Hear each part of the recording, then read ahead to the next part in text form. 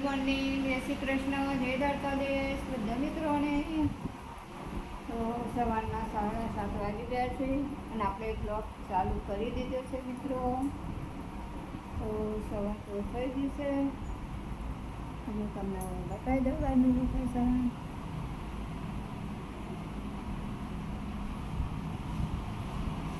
રામજી ભગવાનનું રામજી ભગવાન ઘરમાં ટાંકીને બેઠા છે. ઝંડો ઉભો રોપ્યો હતો પણ ઝંડો નીચે આ માડો થઈ ગયો. ભગવાન ઘરમાં ઉભી રહ્યા છે. તો આપણે સવાર તો થઈ ગઈ છે મિત્રો. અમારા કૃષ્ણ ભગવાન દ્વારકાવાળા મારા કુળદેવીમાં છે. તો મિત્રો આજે તો વિચારીએ છીએ ઘરે જઈએ, ઓટો મારીએ તારાપુર. હવે એ છે જીતુભાઈ ઉપર આધા છે. જીતુભાઈ શું કહે છે પછી જવાનું થાય. એ કે જઈએ તો જઈશું ઘરે ઓટો મારો. તો આપણે ચલો સાબા તો પી લીધી છે. વાસણ ઘસાઈ ગયા છે. નહીં બેન કપડાં ધોઈ દીધા. પછી મેં બ્લોગ ચાલુ કર્યો છે. તો આપણે શાક સમારીએ. તો શાકમાં તો કારેલા બનાવવાના છે, દાળ ભાત બનાવવાનો છે. તો પહેલાં કારેલા બનાવી દઉં. તમે બ્લોગમાં જોડાયા રહેજો.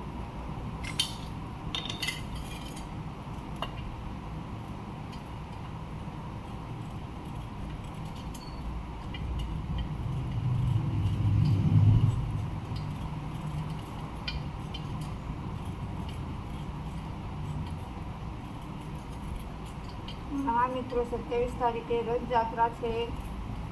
તો જગન્નાથ ભગવાનનું વરઘોડું નીકળશે સારંગપુર થઈ. તો જેને જોવા આવવું હોય આવજો મિત્રો. અમદાવાદની રથયાત્રા મને એટલી ખ્યાલ નથી તો 27 છે કે 28 છે, પણ લગભગ 27 તારીખે જ છે. તો રથયાત્રા 27 તારીખની છે. રથયાત્રા જોવા આવવું હોય આવજો મિત્રો. આપણે અહીં સારંગપુરથી નીકળીએ છીએ. અહીંથી સારંગપુર બહુ દૂર નથી, થોડુંક નજીક જ છે. ભગવાનની રથયાત્રા જોવી હોય તો આવજો.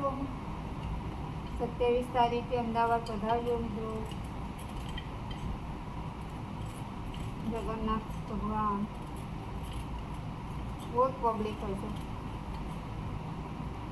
અમે તો નજીક રહીએ તો બી નહીં જતા. ભીડ એટલી હોય ને એટલે નહીં જતા.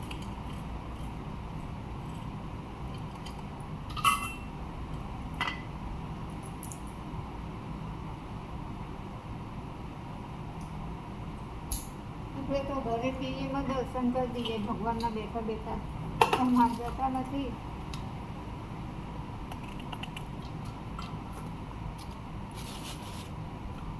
તો કારેલા સમારવાના છે.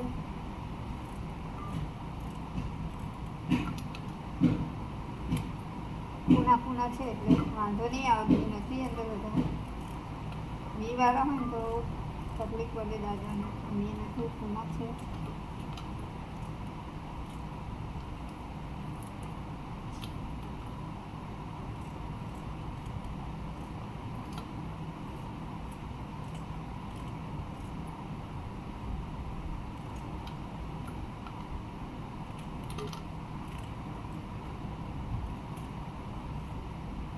રાત્રે આપણે છોલે પૂરી બનાવી હતી.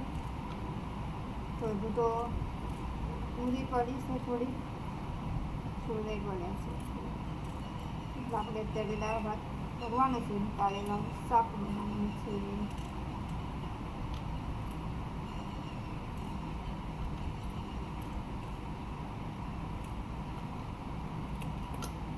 કારેલા ડાયાબિટીસવાળા માટે સારા છે એટલે આપણે લાવ્યા છીએ. મારા દાદાને છે થોડું ડાયાબિટીસ, એટલા માટે.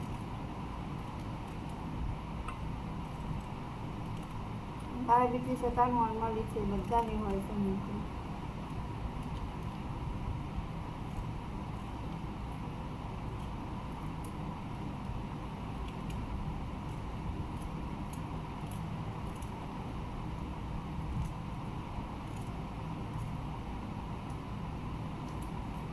આપણે અંદર ડુંગળી કાપવાની છે બે, કેમ કે એકલા કારેલા કડવા લાગે, ડુંગળી હોય તો કડવા ના લાગે. અને બધા મીઠું નાખીને કાપે, હું તો એમને માં બનાવું વગર મીઠું નાખીને કાપીને. શાકમાં મીઠું નાખવાનું, કાપવામાં નહીં નાખીને. મારે કડવું શાક થતું જ નથી. તમે મીઠું નાખો ને તો વધારે કડવાશ મારે. તમે એક દાળ ટ્રાય કરી દેજો, એમને કાપીને પછી બનાવી દેજો, નહીં થાય.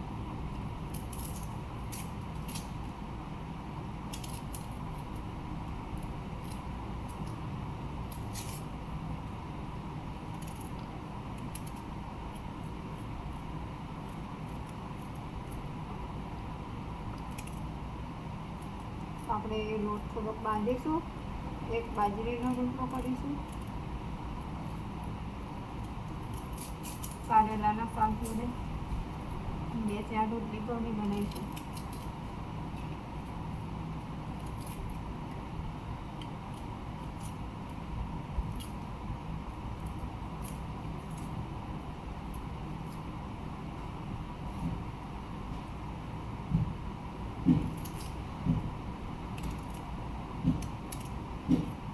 શાક થઈ જાય પછી હું પૌવા લઈ આવું, પૌવાનો નાસ્તો કરવાનો છે, બનાવવાના છે. બધું કોઈ ઉઠ્યું નથી, ખાલી હું એકલી જ આવું છું એટલે અત્યારે નહીં બનાવું, પહેલાં શાક રોટલી કરી દઈશ. તો જોઈ લો મિત્રો, આપણે કારેલા ડુંગળી કાપી લીધી. હવે લસણ ખોલી દઈએ, પછી કરીએ કંઈક શાકનું.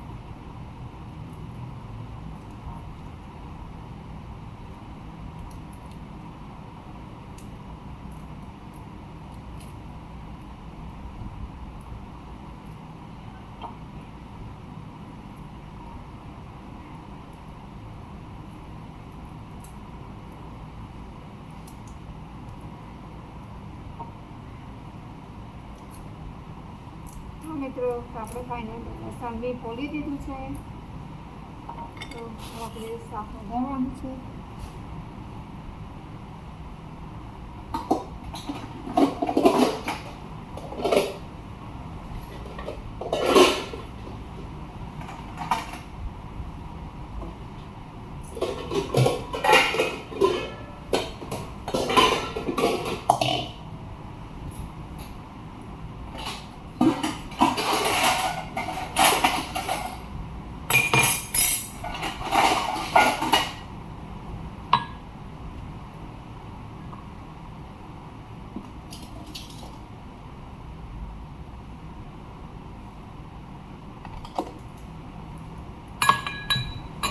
મીઠું લસણ જીરી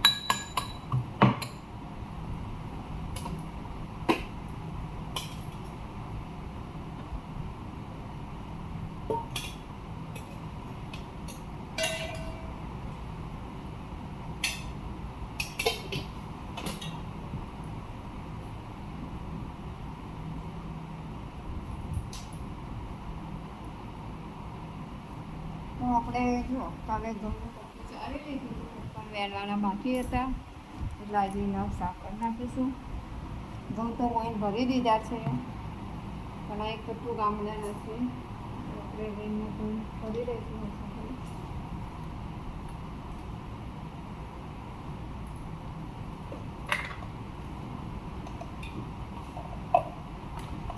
બીજું કાઢવાનું છે જતા નથી પછી કાઢું.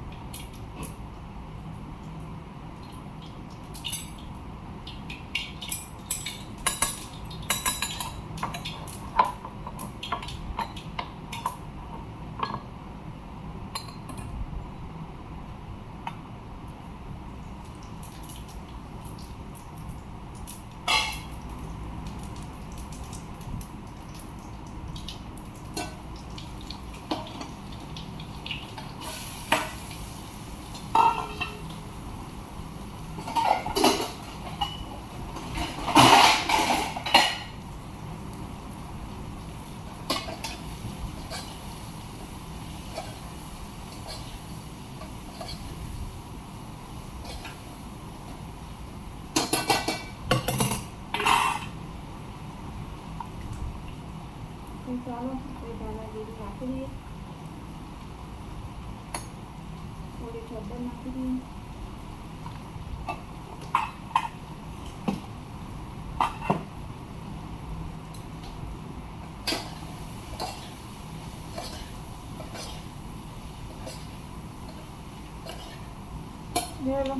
કારેલા શાક વઘાર્યું છે આપણે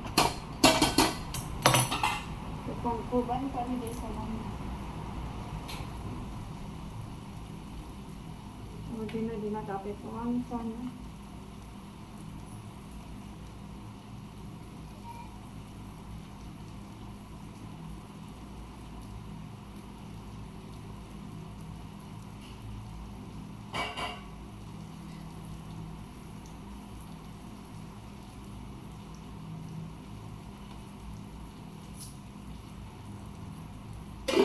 આપણે ઢાંકીને મૂકી દીધું છે. ચાલો આપણે બહાર કપડાં બપડા વાળી લઈએ. લેલા છે ગોદરા બોદરા સફા કરી દઈએ. ગોદરા તો એમાં વાળવાના હોય જ નહીં કેમ કે દાદા પાછળ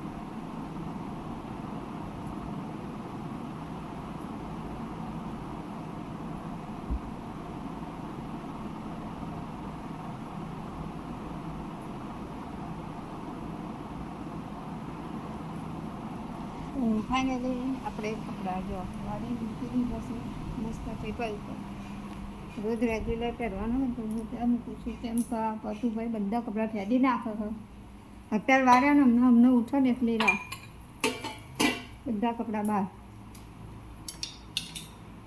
અમારા પતુભાઈ બહુ કરે છે તો ચાલો મિત્રો આપણે કપડાં સુકાવવાના છે તો સુકાવી દઈએ તો સુકાશે નહીં વરસાદ આવશે તો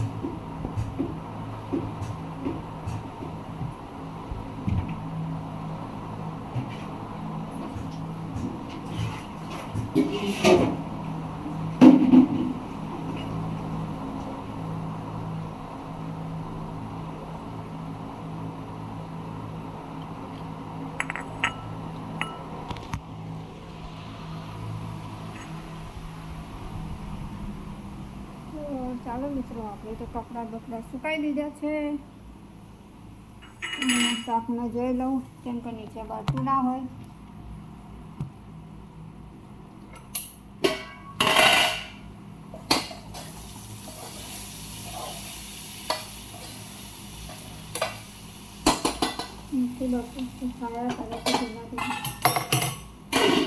આપણે પાણી માંડી તો રેડી નથી અંદર એટલા માટે ધીમે ધીમે થશે તો ચલો આપણે વિડીયો એન્ડ કરીશું જોયું સુકાઈ દીધા ધોવાઈ ગયા છે હવે મારે લોટ બાંધવાનો છે તો હું વિડીયોને એન્ડ કરીશ પછી લોટ બાંધીશ હવે પીસ સાફ થયા કરશે ધીમે ધીમે તાપે પછી આપણે વાસણ ગોઠવી કચરા પોતું કરીશું. હજુ તો દાળ ભાત મેળવાના જ છે કુકરમાં. તો મિત્રો, મારો વિડીયો ગમ્યો હોય તો લાઈક શેર સબસ્ક્રાઈબ કરજો. નવા હોય તો મિત્રો વિડીયોને શેર કરજો, લાઈક દબાઈને. અને મારા કાના માટે એક લાઈક કરી દેજો. તો બાય બાય, જય માતાજી, જય શ્રી કૃષ્ણ.